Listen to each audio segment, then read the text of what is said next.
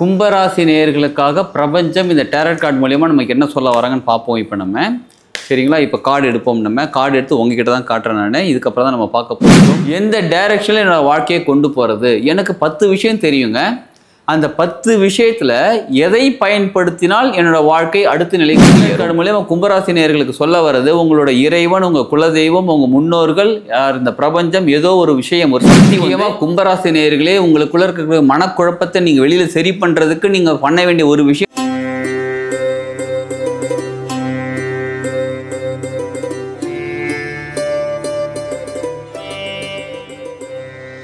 வாழ்க வளமுடன். Healing hands education healing centre தங்கள் அன்புடன் வரவேற்கிறது.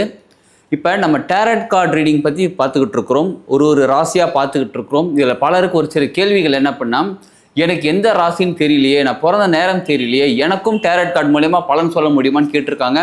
எஸ், நிச்சயமாக சொல்ல முடியும். டேரட் கார்டுங்கிறது ஒன்லி ஒரு மதம் சார்ந்தப்பட்டதோ இல்லை ஒரு ஜாதி சம்மந்தப்பட்டதோ இது கிடையாது. இது முழுக்க முழுக்க ஆன்மீகம் சம்மந்தப்பட்டது. ஆன்மீகம்னா மறுபடியும் நம்ம ஒரு மதம் சார்ந்ததாக கிடையாதுங்க. இப்போ ஆன்மீகம் அப்படின்னா நம்மை நாம் உணர்வது தான் ஆன்மீகம். சரிங்களா? இப்போ நம்மை நாம் உணர்வதுன்னா நம்ம யாருன்னா இந்த உடம்பு, இந்த மனசு, இதை தாண்டி நமக்குள்ள ஒரு விஷயம் இருக்கு பாருங்க, அதை உணர்வது. அது மட்டும் கிடையாது. ஆன்மீகம்ங்கிறது இந்த உலக வாழ்க்கை முழுமையாக எப்படி வாழ்வதுன்னு தெளிவாக தெரிஞ்சுக்கிறது தான் ஒரு பார்ட் ஆஃப் ஆன்மீகம். புரியுதுங்களா?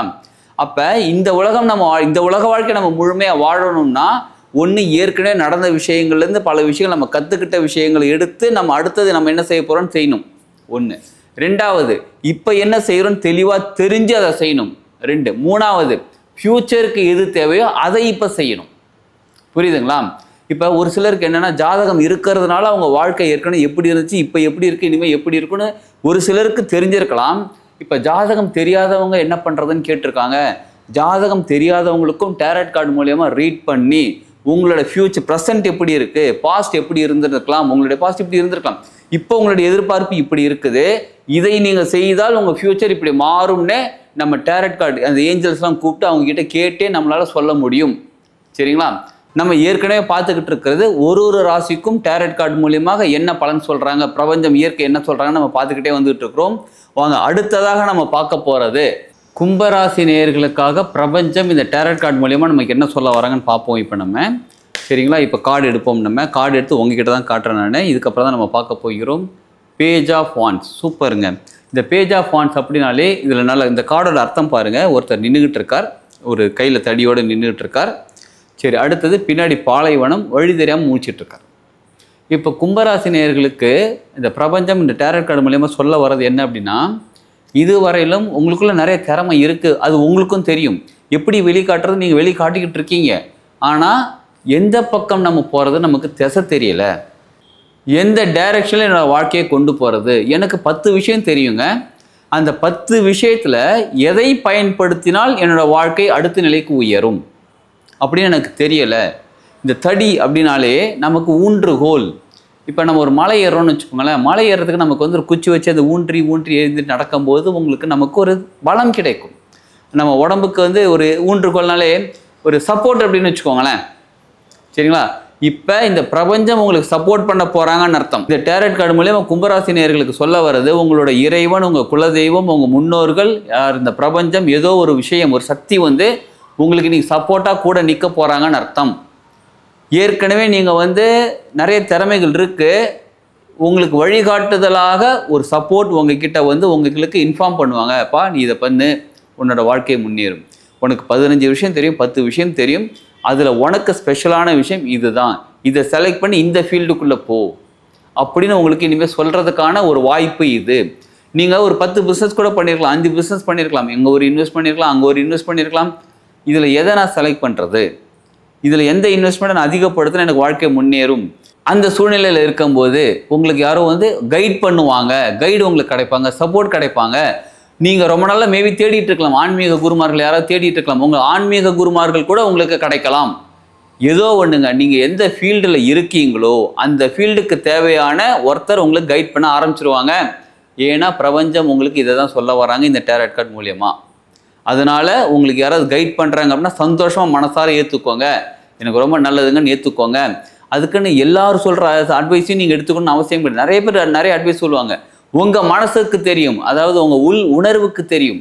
ஓகே, இவங்க கரெக்டாக சொல்லுவாங்க, இவங்க கிட்ட கேட்டால் நம்ம கரெக்டாக கிடைக்கும்னு உங்கள் உள் உணர்வு சொல்கிறத கேளுங்க. சும்மா எல்லாரும் சொல்கிறாங்கன்னு காதில் வாங்கி போட்டுக்காதீங்க.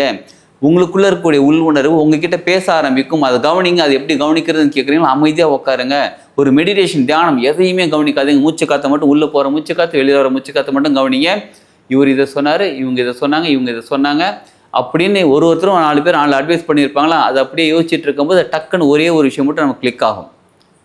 அந்த கிளிப்பை எப்படி எடுத்துக்கோங்க. ஓகே, இது கரெக்டான வழி அப்படின்னு உங்கள் உள்ளுணர்வு சொல்லதை கவனிக்க. அதற்கு தான் உங்களுக்கு இந்த சப்போர்ட் உங்களுக்கு கொடுத்துருக்காங்க. யார்? பிரபஞ்சம் டேரட் கார்டு மூலமா உங்களுக்கு சொல்ல வர விஷயம். முக்கியமாக கும்பராசி நேயர்களே, உங்களுக்குள்ள இருக்கிற மனக்குழப்பத்தை நீங்கள் வெளியில் சரி பண்ணுறதுக்கு நீங்கள் பண்ண வேண்டிய ஒரு விஷயம் தியானம்.